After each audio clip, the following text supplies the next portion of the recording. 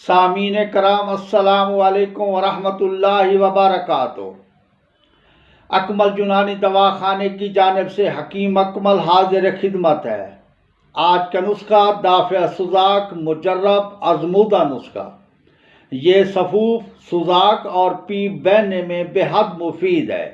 اجزائے ترکیب: 7 ملٹھی 12 گرام، سلاجید خالص 12 گرام، شورا کلمی 12 گرام، جوخار 12 گرام، الائچی خرد 12 گرام، الائچی کلام 12 گرام، گل کیسو 12 گرام، ہلدی 12 گرام، برگ ہنا 12 گرام، زیرہ سفید 12 گرام، چینی 120 گرام۔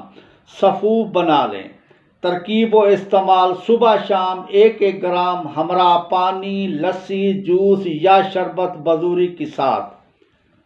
سوزاک خواہ کتنا پرانا کیوں نہ ہو، بفضل چند یوم میں کلی آرام ہو جاتا ہے۔